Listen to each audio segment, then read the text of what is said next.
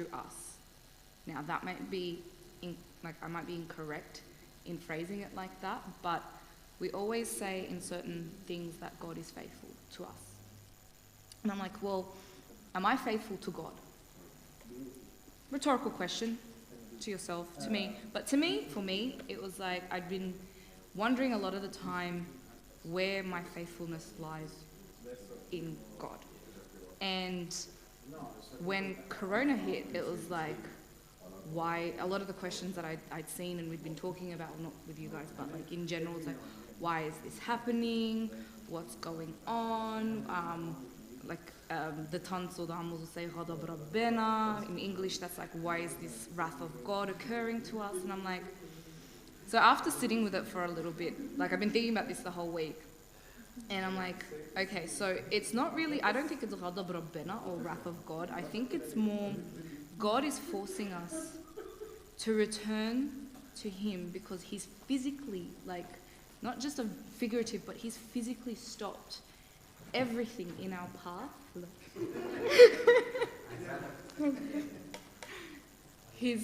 I'm spitballing here, so it is a pre-talk, so it's just something Anyway, he's physically stopped everything in our path to kind of return to our faithfulness to Him. And so, in thinking about like where my faithfulness lies with Him, I was like, so what are the blessings? What blessings out of Corona can I take from this period? Because everything has stopped. Everything has kind of just taken a back seat. Work's taken a back seat. Social taken a back seat. And all the really important and latent things that you might have been avoiding have come to the forefront and have been forced to be dealt with. So, like,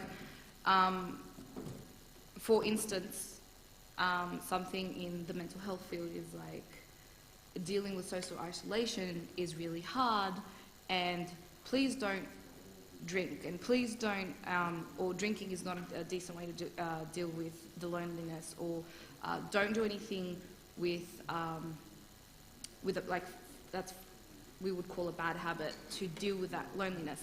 And when I was thinking about those kinds of latent things in terms of the faithfulness in my life, I was looking in, so the verse or the chapter I was looking at was chapter 2 of the second epistle of Paul in the Thessalonians. And God kind of always reminds us.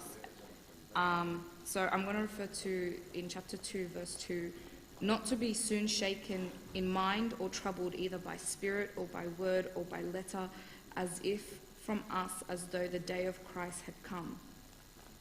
And he goes on to continue in verse 5 and 6. Do you not remember that when I was still with you, I told you these things, and now you know what is restraining, that he may be revealed in his own time.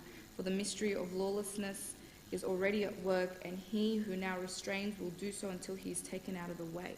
So back again, we physically stopped in our tracks and told, don't worry, I got you, but just deal with the important things first. Don't rely on the things that the world tells you to rely on. Deal with the important things. Let's bring out the bad habits so we can address them. Let's bring out and maximize the good things that and the positives in our life out of this period. And that's, yeah. Any questions? Any thoughts? Any? Cool. All right. Abuna? Happy? No, I know you didn't ask me. So that's been, again, the brief was what you feel, what you want to share, and what you're thinking. That's where I'm at. Thanks.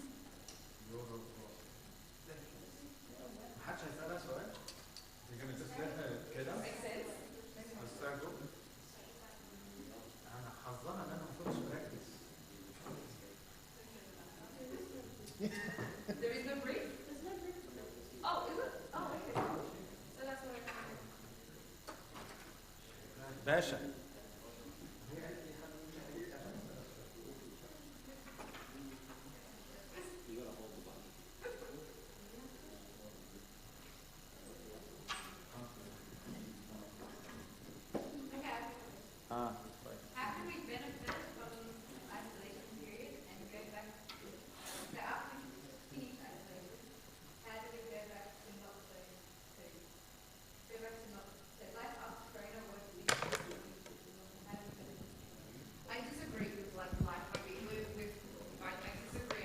Abuna, correct me or interject when you want, because I know it's going to happen.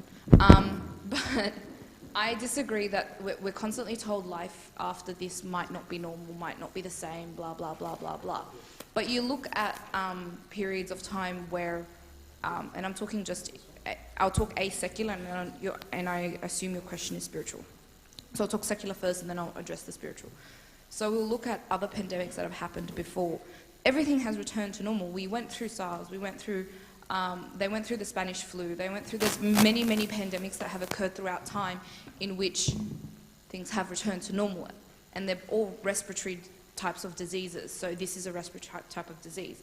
So we just know more now, and the greater implications to the rest of the world because of travel, because of the way we conduct businesses and everything like that. But in the terms of the spiritual thing, we're always reminded that return, like we always have in the church, we're taught that there are seasonal things, like when we go through Lent and stuff, it's like time to pull away. God has just given the rest of the world time to pull away, but we're constantly reminded in our church to take that time to address these things, and they happen on a daily basis. So when you do your quiet time or your at the end of the day, and then when you go through any fasting period, it's always time to return to Christ. Tim mentioned in the servants' meeting last week, we're always in season. There is no season in which you cannot return. That's the whole point of having like the parable of the prodigal son. We are always in season to return. So if you're having that, then go find the place in which you will last closest to God, and this is how I do things. Go back to the point in which you felt that you were closest to God, and assess, where did I go from, like where was I there and what was I doing there, and then come back and go, what have I been doing differently? Where have I pulled away? Does that answer your question?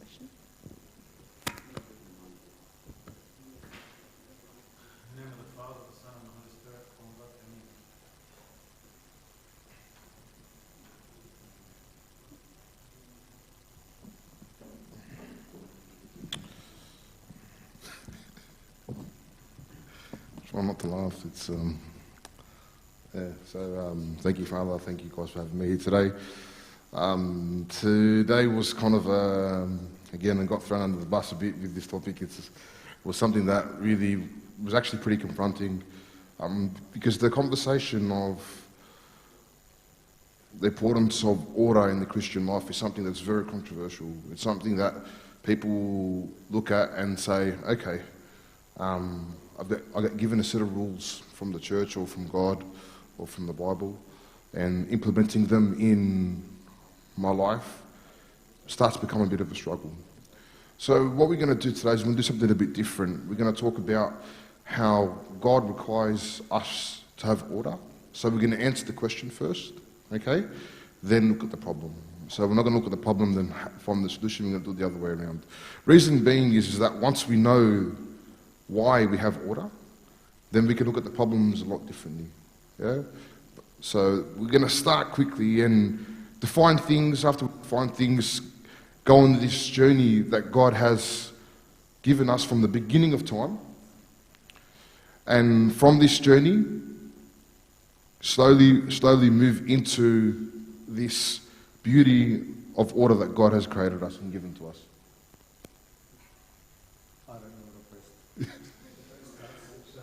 You make me scared.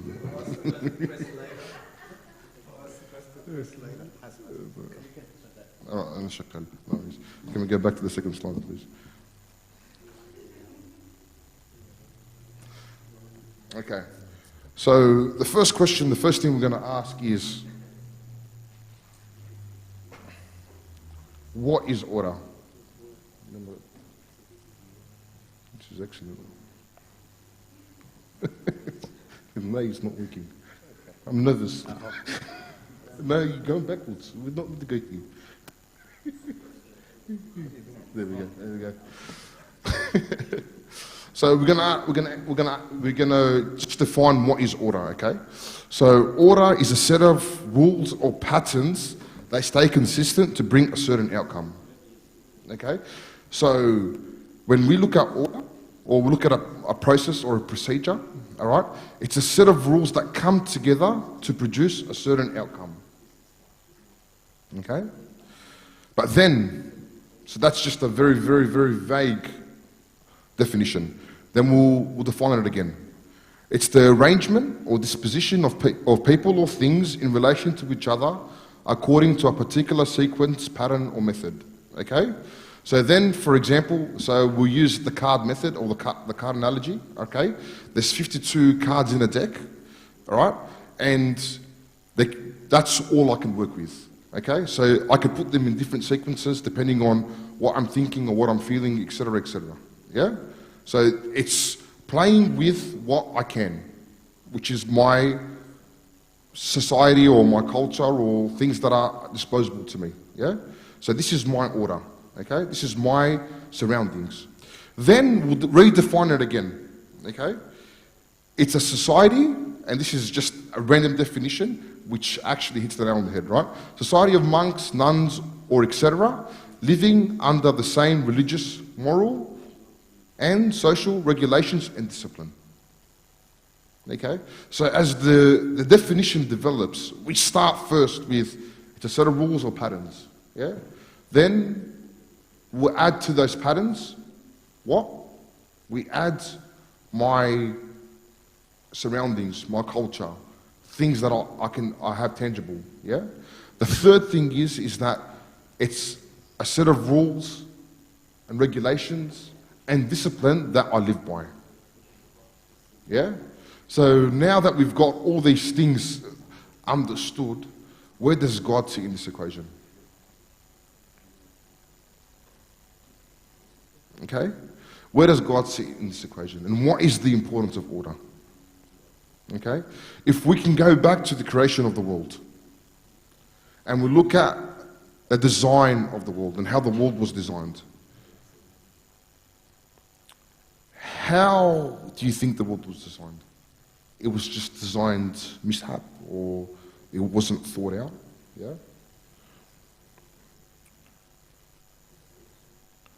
The world was designed in this manner particularly for a reason. It was designed by particle, from cell to molecule to the way it works, etc. Okay? So first let's look at the cosmos, the world itself. It's an amazing piece of intellectual architecture. The way the world works is something that we still do not understand completely. Yeah? Ecosystems, animals, plants, how they work in a certain structure. Yeah? We need certain things to work for other things to work.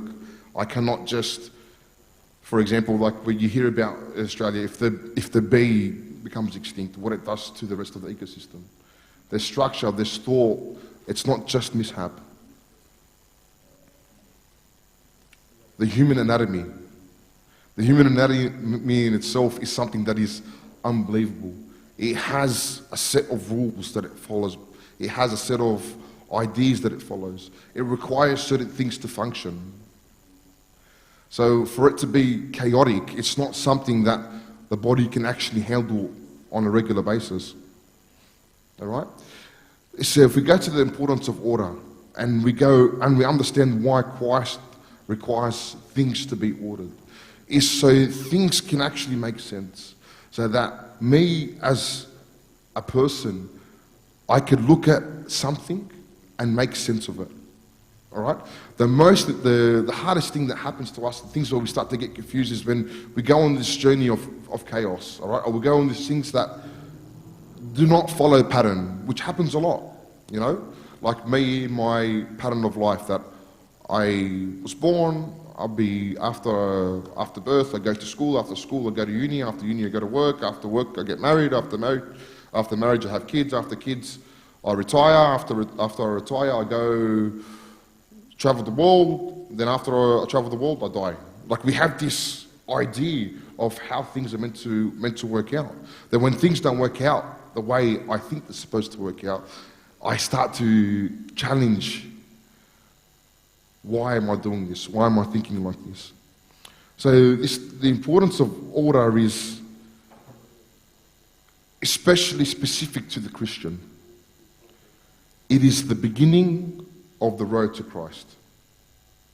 Yeah? Altar is the biggest road and the biggest help for us on the way to the road to Christ. We are unable to follow Christ or be with Christ if we have no order. This order that God's given us, right? He's given us a set of rules to live by. All right? Set of rules to live by. And I'll use the liturgy as an example. Okay? Everyone knows that I love the liturgy and I'm a bit spastic about it and I take it a bit too serious or whatever, right?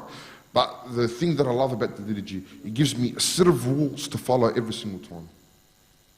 Yeah? Regardless of how I feel about God, regardless of how I feel about my day, regardless of what's going on, I can go to the liturgy and pray the same way. I can go to the liturgy and expect the same thing. Yeah? I know that I have to fast before liturgy, that I have to prepare myself for liturgy, that I have to do certain prayers before I go to church.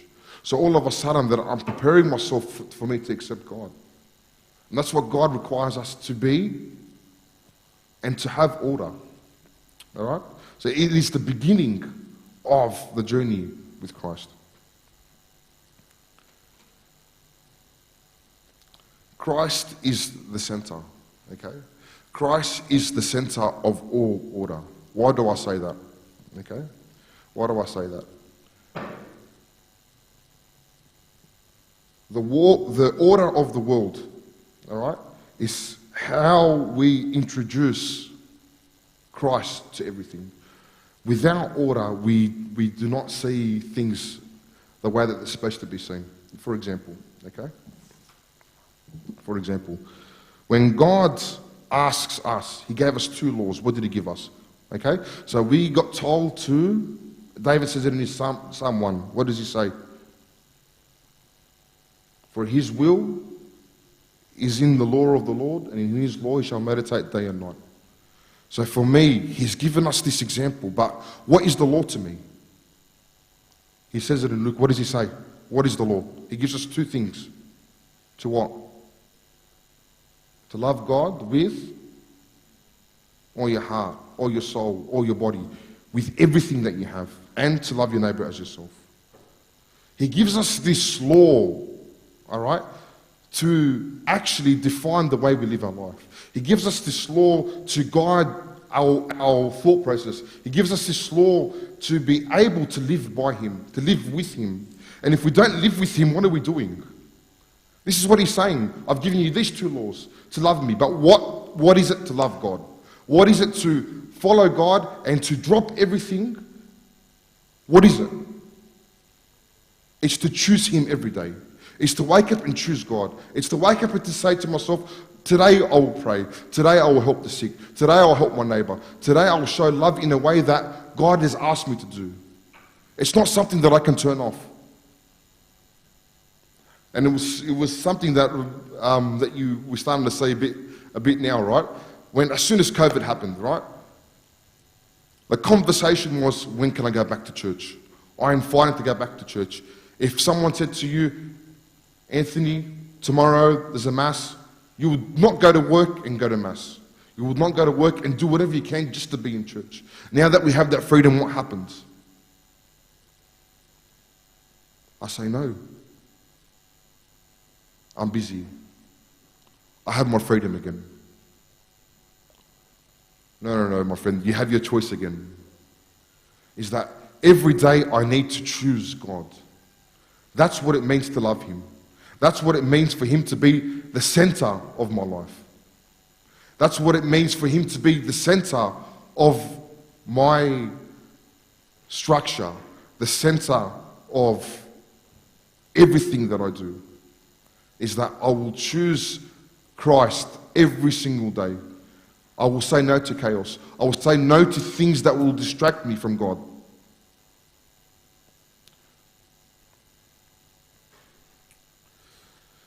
So St. Cyril of Alexandria says this: therefore, the first commandment teaches every kind of godliness. For to love God with the whole heart is the cause of every good. The second commandment includes the righteous acts we do toward other people. The first commandment prepares the way for the second, and in turn is established by the second. For the person who is grounded in the love of God clearly also loves his neighbor in all things, himself. The kind of person who fulfills these two commandments experiences all the commandments. St. Cyril talks about this specifically on God's law. And he says to us that we always say to each other, and we always question when things get chaotic, when things are everywhere, is that how do I involve God? How do I love my neighbor? How do I become a good friend? How do I help those who require it? How do I pray? How do I choose good every single time? How do I choose right? And that's the question that we always ask ourselves is, how do I choose right? I get put in a hard situation and I have the choice. My friend, if we choose God to begin with, all other choices are made for us. If I choose God from the beginning, every other choice is made for us. I cannot choose anything else but God if I choose Him from the day dot. So all of a sudden, when I'm put in a situation where I have to choose between doing the popular thing or the right thing, I will choose the right thing every single time. When I get put in a position where I lose my family or my friends because they want me to do something that is not right, I will choose right every single time. Because with God, I'm not alone. Pope Shenouda says something, and it's something that sticks with me every single day. Right? If I lose everything but have God, what have I lost? For God is all in all. What have I lost? I have lost chaos. I have lost the things that take me away from God. I have lost the pressures of this world. Because God has conquered the world. He's given me everything that I require to live a happy and fulfilling life. But it comes with what? The choice of me choosing order rather than chaos. Okay? The whole idea of the Christian, okay, is sometimes we need to take a step back. All right? We need to take a step back. And we need to actually be like a child to God. And what do I mean by a child? Okay? What does a child do before they do anything? They ask. They think. They question. Like there's nothing more interesting than seeing a child actually delve into something and find something interesting. Or on this phase of discovery. So for example, like if you understand the way the child's brains develop between the age of 3 and 5, they go through this discovery phase. So between 1 and 3, they're just copying and playing alone. But from 3 to 5, they start to develop this idea of discovery. All right? And when they're discovering things, they take things slow. They ask questions. They'll start asking their parents, Dad, why do you do this? Mum, why do you do this? And that's something sometimes we need to do that with Christ. And say, when we're put in that situation, is God, why do I have to love my enemy? Help me, show me. Why do I have to help the less fortunate? Help me, show me. God, why do I have to pray to you? Help me, show me. Even ask things that are even simpler or even more simple. God, why do I have to fast? Why do I have to wake up early to see you? Why do I need to confess? Why do I have to choose you over my friends? Why? Ask those questions to God. Be a child. Be a child in front of Him. Because this way is the way that God will then pick you up and say, here's the answers. Just hold my hand and follow me. And the beauty of Christ is no matter how many times the child falls down, He'll be there patiently waiting. The same with us. is that let's become that child so that we enable ourselves to follow this order that He's set for us. And it's quite funny, I was speaking to a few parents now, right? And I was comparing about how kids were raised previously to the way kids are raised now, all right? So I was asking one of the parents, I haven't seen your son in a long time. And they said to me, oh, he's very, very busy. And I'm thinking to myself, how busy could a 7-year-old be? You know, how busy? They go, what do you mean? I would love to come past the house and see them. And they're saying to me, oh, I don't know when, like Monday, he finishes homework about 7, 8, then he goes to bed at 8:30. Tuesday he's got soccer, Wednesday tutoring, Thursday arts and craft, Friday he's got a play date, Saturday is family time, and Sunday after church we get him ready for the week. I'm like, oh, okay, he's busy. You know, like it's not something that I didn't understand. Like I go, but then I asked him, I go, why is he so busy? Like why is he so structured? And they're saying, we're trying to prepare him for something. We're trying to get them ready for certain things, even though I might not agree with it. Okay, a kid should just be playing, running amok, rubbing dirt in the house and doing whatever he can, be free as a bird. But the whole idea was the parent was trying to get the child ready for something. And it's the same way that we have to be with Christ. Is that the things that the church has given us is a preparation to be with Him. And as we progress through these motions, as some of us might call it, is that we start to see benefit. Yeah? Then we start to see benefit in the process. The benefit in the process is something that I have to endure to see. I cannot just do it and see it. Right? I can't just accept that me doing the process, I'm not feeling it, so I'm going to stop. That's not the way Christianity works. No. It's at the time where you suffer the most, that's when you see God. It's at the time you suffer the most, that's when your prayers will work. It's at the time where you have no one, that's when you feel the most comfort. It's in those sufferings that we see Christ. And He showed us that. He showed us that. It was that through suffering we gain salvation. We can't, Father said it on Tuesday in his Bible study, that we lie to ourselves and say Christianity is easy. We say that. Being with God is easy. It's straightforward. But no, it's not. It's not. Because this whole idea of 1 + 1 = 2 does not work in Christianity. Right? Okay? It's more like 1 + 1 to the x, power to the 2, 3, ABC to the root of 4, comma, equals 2. That's what Christianity is. Right? But the simple thing is God, which is the one. The comma is all me. I add all these things to complicate my relationship with God. But God says to me, Anthony, stop it. Take a step back. Do the things that I've asked you. Talk to me. Follow my word. Follow my instruction. Struggle.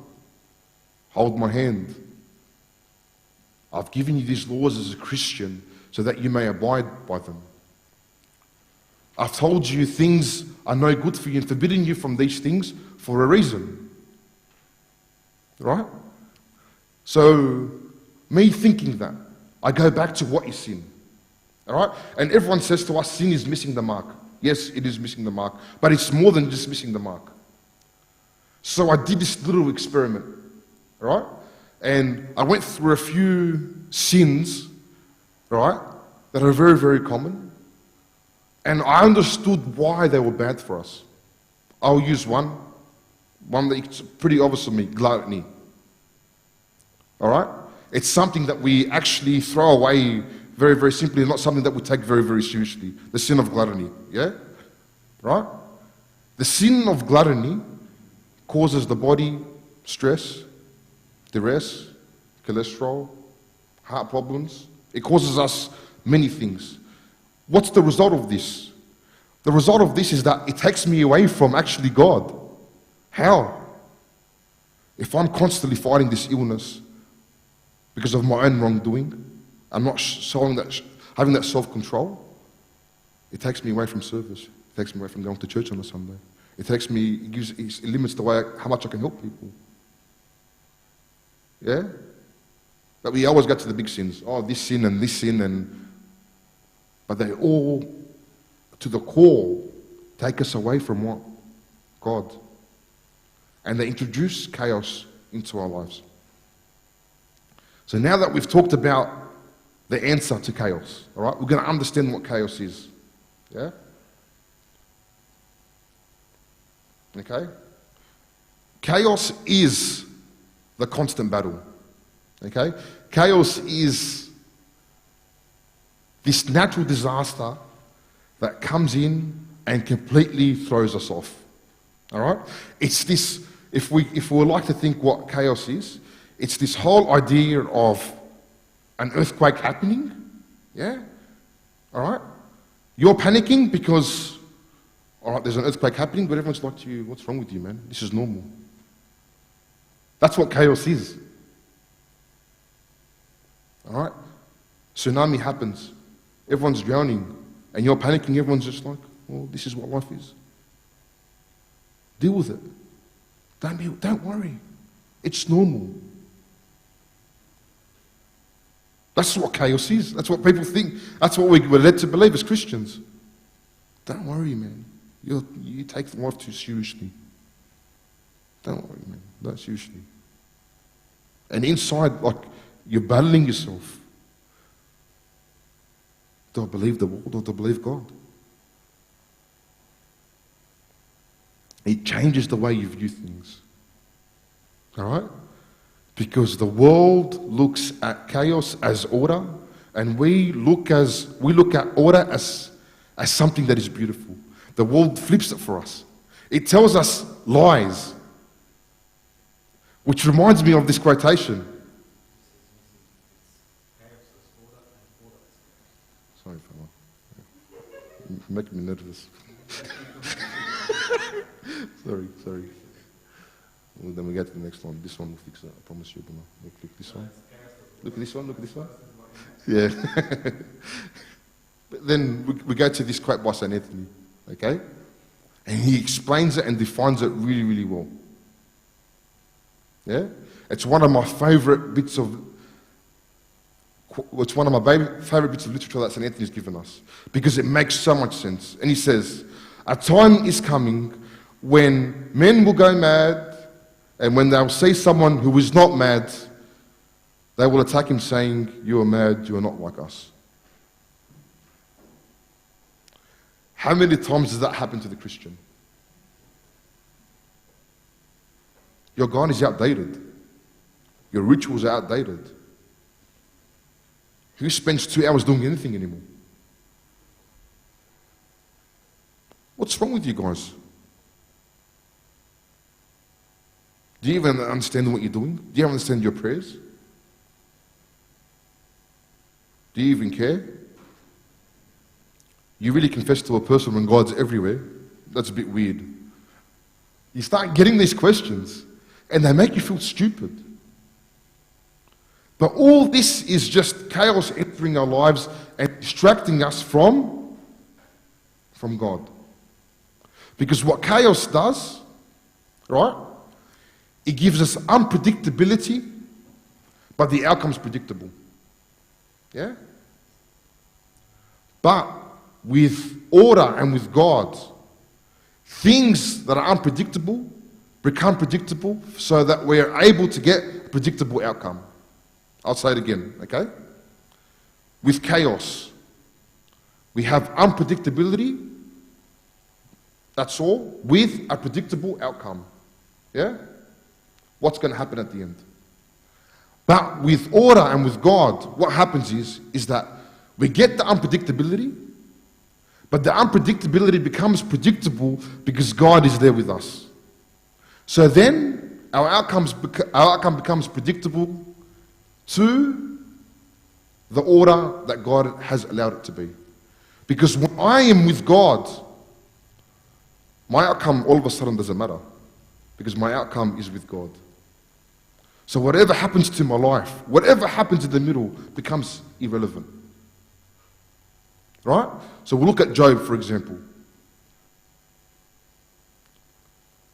When we started to read the book of Job, and you start to see his family, and you start to hear about his success,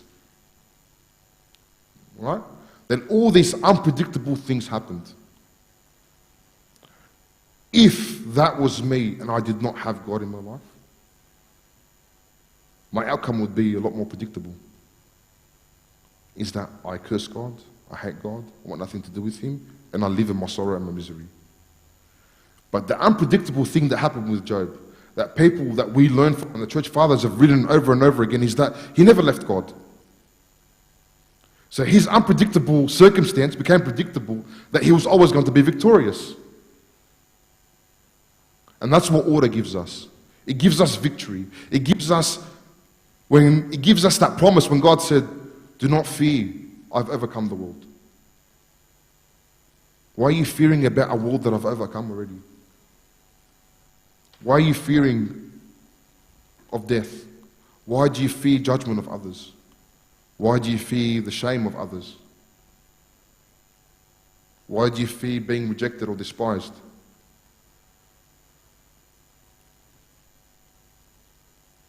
Do not fear, I've overcome these things already. I've defeated death. I've defeated everything that you will have to deal with. But accept what I have to give you. Take it up and follow me. Follow the instructions that I've given you, so that at the time when these unpredictable things happen, you know that you will be victorious. And that's the thing that we need to understand as Christians, is that this order that we're following is something that we need to take serious. It's something that I have to choose daily. And I mean you have to choose daily. I wake up and I will pray. I wake up and I'll do the right thing.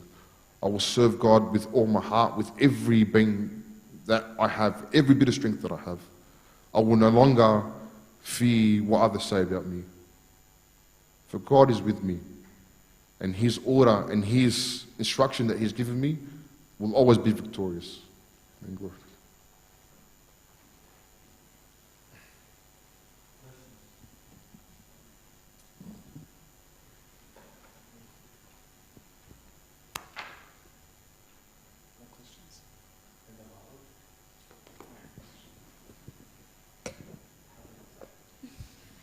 What are some practical ways we can maintain order in everyday life? Because especially with one of the commandments, like loving our enemies, I wake up every morning, I'm like, okay, I'm going to love my enemy because, it's a commandment from God, obviously with God's help. But I feel like it's really hard sometimes when your enemy does not love you back, do you know what I mean? And then you feel like, well, all this is for nothing. Or what's the point? Like, I'm not going to get anywhere.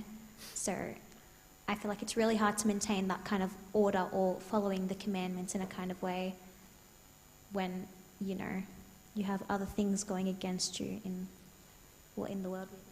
I don't know if that makes sense. It makes a lot of sense, and funny enough, there was something similar that's come up recently where a certain, like a similar situation has happened, and this bit of scripture always bites me. It always gets me. All right, and it says, Luke chapter 6. He talks about this. He goes, "And just as you want men to do to you, you also do to them likewise.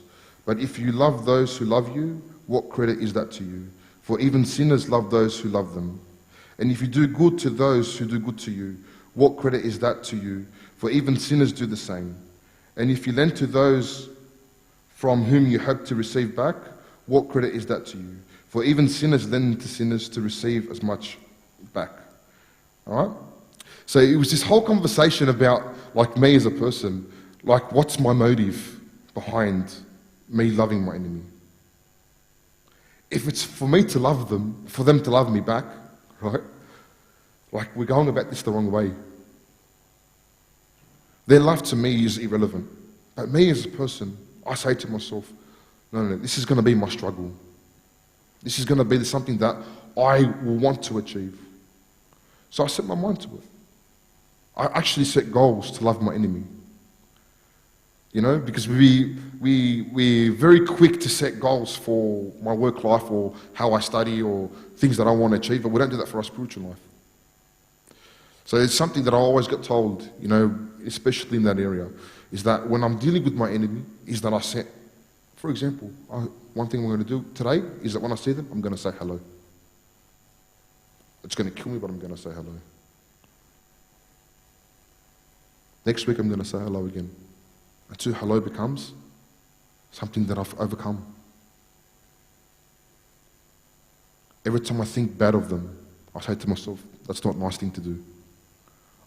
I start to set boundaries for myself to enable to love them, because love is a choice. It's not something that I say, look, I can't love someone. No, it's something that I have to learn. It's something that with people that I actually have to go out and do. I can't just sit there and go, oh, God, I can't love my enemy. I just can't do it. Go out there and do it. Take the plunge. Because the reward for doing things out of your comfort zone is great. Father, you want to add anything to that? I'm going to add something a little bit small, because I heard the question different. Okay? And whilst everything Anthony said is exactly right, but I heard the question is, how do I get the strength to love them? Because I'm having a problem with that. And one of the things that Anthony said, which is I think my take home, I came to Sunday school last week and I said, I don't know if I said that to you in the youth meeting. I said, one thing we need to learn is every time we walk into the church, we've got to walk out and think, what am I taking home with me today? What is my take-home message today? For me, it was that sentence that I said to Anthony, please correct. Because what he said is very, very true. The world makes or presents us order as chaos and chaos as order. Okay? So the world tries to convince us that the chaos that it's living in, that's the right order. And the order that we live in is chaos. I need to have faith. We are, by the way, we are one of the most ordered churches you can see in the world. Order for us is so important. And a lot of the times I get asked by people, I get asked a lot this question. What's the value of Akbaya? What's the value of you, Abuna, always giving us that spiritual rule? What is this? That is the order. The Akbaya was put in there to give me an order, a law. My spiritual law is an order in my life. It is following that order that gives me the strength. Yeah, it's good and it's good to say I am going to go and I'm going to try and love. But the strength to be able to love is not going to come from within. It's a grace that comes from above. Okay? So the world says to you, you want this muscle to grow, keep doing that exercise. For the world, that's the order. The world's order is to make a muscle grow, keep exercising it. But for us to make love grow, the exercise is not love. The exercise is connecting to God. The exercise that you've got to do to be able to love has nothing to do with love and everything to do with connecting with God. Everything to do with following my order. Everything to do with fulfilling my rule. My spiritual rule. You're struggling to love, it means that your spiritual life is struggling. To be able to love is to be able to be filled with God, is to be able to pour out God to everybody around me. How am I going to pour out God, which is love? If I'm void of love, I actually don't fill myself with that love. I don't pray, I don't fast, I don't have communion, I don't read my Bible, I have no spiritual readings. Everything in my life is chaos, which is the world. Yes? And I'm actually missing the order, which is my rule. So to have the strength Make sure that your order is in order. Make sure your order is in order. Make sure your prayer every morning is in order. Make sure your matanyas when we're fasting every morning is in order. Make sure your liturgies and your communion is in order. Make sure your repentance, your confession is in order. Make sure that you're sitting every night and reconciling with yourself what you're going to change tomorrow. Make sure that is also in order. When these things are in order, then going out and forcing myself to love, yes, I still need to do that, but I find it becomes possible, not impossible. Because I'm giving something I'm full of. Whereas if I'm empty, I can't give something that I don't have, I don't care. Sorry to add a little bit. But Sana, I understood the question differently. Any other questions? أيوة أنتني أنا سيمون عايزة أسألك سؤال. لا لا لا.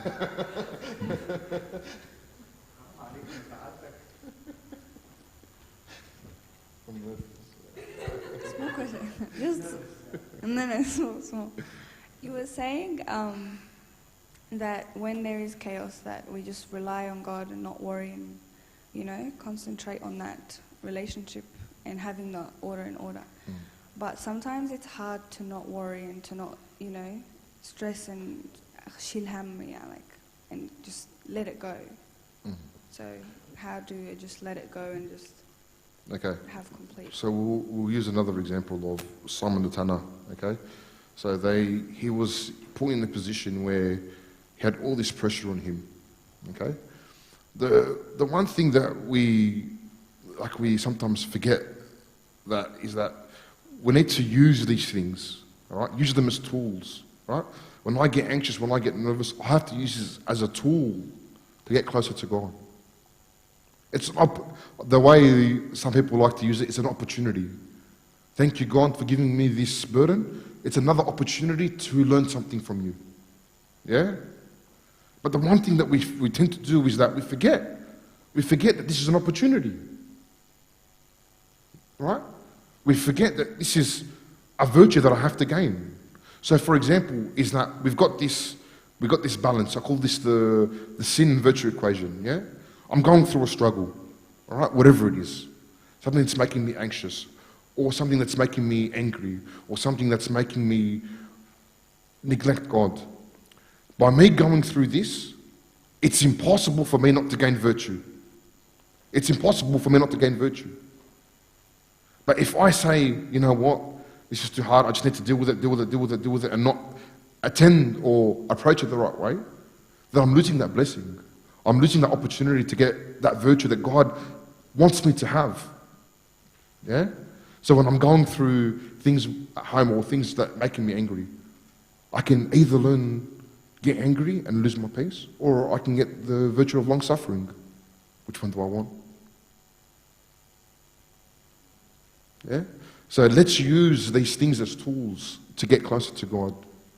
An opportunity to open another conversation. An opportunity to delve in this beauty of His embrace. Because even though when we're happy and we've got this relationship with God and things are going good, right? Nothing is sweeter when you're down and your parent hugs you. Or the person that you love hugs you. Or picks you up off the floor. It's great when you love them and everything's going good. It's a different type of love. You know? To feel this love that you have when everything's good is amazing. You know? But to feel this love when you're down and you're struggling and someone's next to you, it's a depth of love that is beautiful. So let's use these things, right? Let's stop looking at it and go, well, it's hard. Yes, it's hard. We didn't say it was going to be easy. But let's use them as things that I need to do, or seeds that I throw into the hands of God so I can grow and become a strong tree. Yeah? I might need some straightening, I might need some help, I might need some guidance, but that's why you have the church. Everyone's got their abilities and things that in church to help each other. So come to church, look at the icons of the saints, talk to people that have relevant experience, talk to your confession father. There's so many things that you can do, but do not despair and lose hope. That's when you lose, and that's when chaos will actually take over, because you feel like, I can't get out of this. So yeah, barakah fil harakah, keep moving. Like that one? Can't say anything. Yeah. Nervous.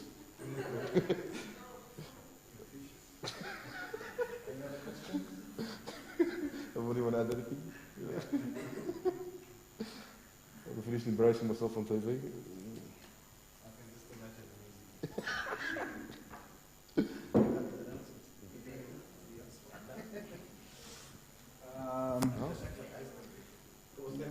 I was on Zoom. Oh, we didn't put Zoom. We forgot. That was on YouTube. Oh. Is anyone on Zoom? Asking questions? Huh? And that's when you were on Zoom the whole time? Okay, so it's okay. But YouTube is working. Yeah. Must have done.